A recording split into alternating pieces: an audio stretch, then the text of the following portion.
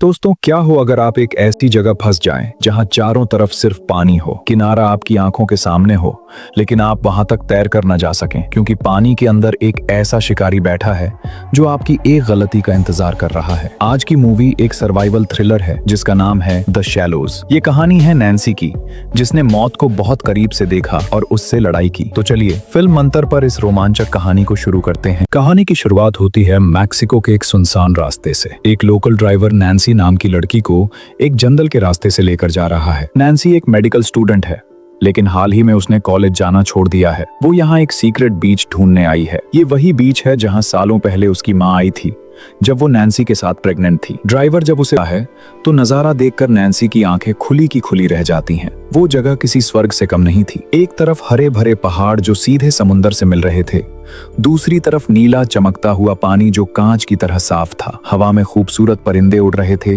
और चारों तरफ सिर्फ शांति थी। ऐसा लग रहा था मानो कुदरत ने अपनी सारी खूबसूरती यहीं बिखेर दी हो। नैन्सी वहां अपनी बहन क्लोई को वीडियो कॉल करती है और वो जन्नत जैसा नजारा दिखाती है। बातों बातों में पता चलता है कि नैन्सी अपने डैड से थोड़ा नाराज है और लाइफ से कंफ्यूज है। कॉल काटने के बाद वो तैयार होती है और अपना सर्फ बोर्ड लेकर उस नीले पानी में उतर जाती है। पानी में नैन्सी को दो लोकल लड़के मिलते हैं जो वहां पहले से सर्फिंग कर रहे थे। तीनों मिलकर कुछ देर तक सर्फिंग एंजॉय करते हैं। नैन्सी काफी स्किल्ड सर्फर है। कुछ घंटों बाद वो दोनों लड़के वहां से जाने लगते हैं। वो नैन्सी को भी साथ चलने को कहते हैं क्योंकि शाम होने वाली थी, लेकिन नैन्सी कहती है कि वो बस एक आखिरी वेव पकड़ कर आ जाएगी। वो दोनों लड़के निकल जाते हैं और नैन्सी समुद्र में अकेली रह जाती है। यही वो पल था जब कहानी में सब कुछ बदलने वाला था। नैन्सी समुद्र में थोड़ा दूर जाती है और वहां उसे कुछ अजीब दिखता है। पानी के ऊपर एक बहुत बड़ी मरी हुई वेल की बॉडी तैर रही थी। उस पर बहुत सारे पक्षी बैठे हुए थे और काफी बदबू आ रही थी। नैन्सी को शक होता है कि वेल को किसी बड़े जानवर ने मारा है। अचानक वेल की बॉडी हिलने लगती है और नैन्सी समझ जाती है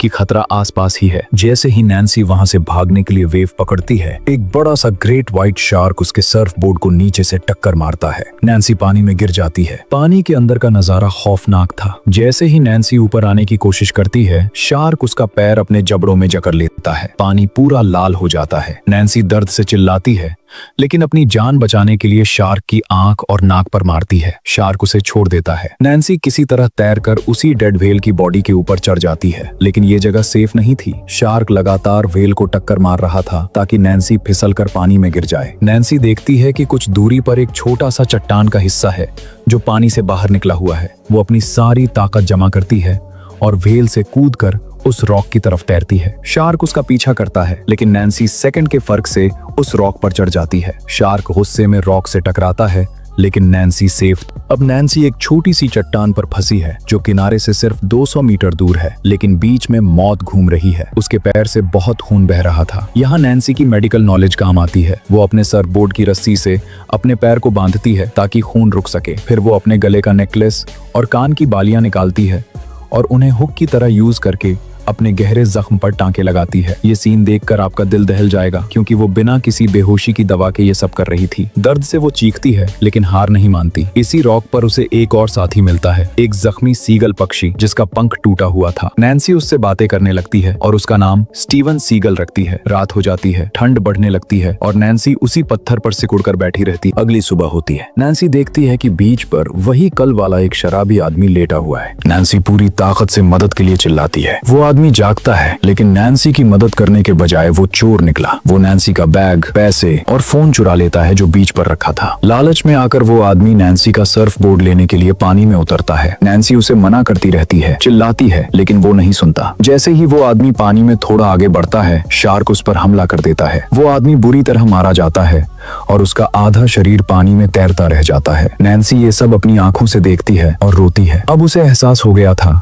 कि ये शार्क कोई नॉर्मल शार्क नहीं है। ये इस इलाके का रखवाला बन चुका है। दिन ढलने लगता है और नैन्सी को रियलाइज होता है कि अब हाई टाइड आने वाली है, मतलब समुद्र का पानी बढ़ेगा और ये रॉक जहां वो बैठी है वो पानी में डूब जाएगा। उसके पास वक्त बहुत कम है। तभी वहां वो दो लोकल लड़के वापस आते हैं जो कल नैन्सी के साथ सर्फिंग कर रहे थे। वो सोचते हैं नैन्सी सर्फिंग कर रही है। नैन्सी उन्हें जोर जोर से वापस जाने को बोलती है। शार्क शार्क चिल्लाती है, लेकिन उन्हें लगता है वो मदद मांग रही है। वो तेजी से नैन्सी की तरफ तैरते हैं। पहला लड़का जैसे ही पास आता है, शार्क उसे नीचे खींच लेता है। दूसरा लड़का रॉक की तरफ भागता है, लेकिन शार्क उसे भी अपना शिकार बना लेता है। नैन्सी नैन्सी अब पूरी तरह टूट चुकी है। लेकिन इसी हादसे में उन लड़कों का गोप्रो कैमरा तैरता हुआ रॉक के पास आ जाता है। नैन्सी उसे उठा लेती है। नैन्सी उस गोप्रो में अपना आखिरी मैसेज रिकॉर्ड करती है। वो अपने डैड और सिस्टर को बताती है कि वो उनसे कितना प्यार करती है और शायद अब वो जिंदा वापस नहीं आएगी। ये मोमेंट काफी इमोशनल है, लेकिन नैन्सी एक फाइटर है। वो डिसाइड करती है कि वो ऐसे हार नहीं मानेगी। वो नोटिस करती है कि शार्क का एक पैटर्न है। वो हर कुछ मिनट्स में रॉक का चक्कर लगाता है। साथ ही उसे पानी में बहुत सारी जेलीफिश दिखाई देती हैं। नैन्सी को याद आता है कि शार्क जेलीफिश के डंक से डरती हैं। उसने देखा कि पानी में कुछ दूरी पर एक बड़ा सा लोहे का सिग्नल टावर तैर रहा है। नैन्सी रॉक पर बैठे उस जख्मी पक्षी को सर्फ बोर्ड के टुकड़े पर बैठाकर पानी में बहा देती है ताकि वो किनारे तक पहुंच सके। अब बारी नैन्सी की थी। जैसे ही शार्क दूसरी तरफ गया, नैन्सी पानी में कूद गई। वो जेलीफिश के झुंड के बीच में से तैरने लगी। शार्क ने हमला किया, लेकिन जेलीफिश के डंक लगने से वो पीछे हट गया। नैन्सी किसी तरह उस लोहे के टावर पर चढ़ गई।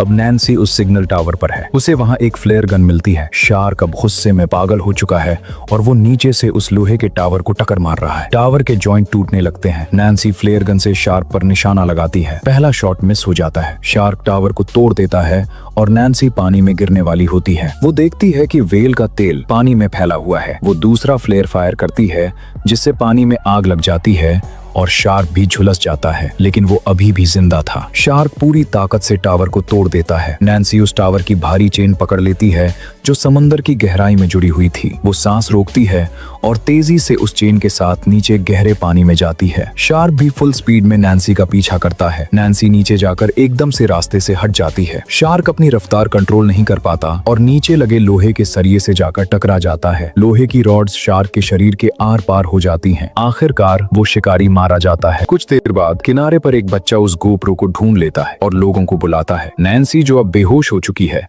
पानी के किनारे पर मिलती है। उसे बचा लिया जाता है। जब नैन्सी की आंख खुलती है, उसे धुंधला सा अपनी माँ का चेहरा दिखाई देता है, जो उसे एहसास दिलाता है कि उसने हार नहीं मानी। मूवी के एंड में हम देखते हैं कि 1 साल गुजर चुका है। नैन्सी अब बिल्कुल ठीक है और एक डॉक्टर बन चुकी है। वो वापस उसी बीच पर सर्फिंग करने आती है, लेकिन इस बार वो अकेली नहीं बल्कि अपनी बहन के साथ है। उसके पैर पर जख्म का निशान अभी भी है, जो उसकी बहादुरी की निशानी है। दोस्तों, द शैलोज हमें सिखाती है कि इंसान का सबसे बड़ा हथियार उसका दिमाग और उसकी हिम्मत है। अगर आप डरेंगे नहीं तो बड़ी से बड़ी मुसीबत को हरा सकते हैं। आपको ये मूवी एक्सप्लेनेशन कैसी लगी, कमेंट करके जरूर बताएं। वीडियो पसंद आई हो तो लाइक करें और फिल्म मंतर को सब्सक्राइब करें। मिलते हैं अगली वीडियो में, तब तक के लिए जय हिंद।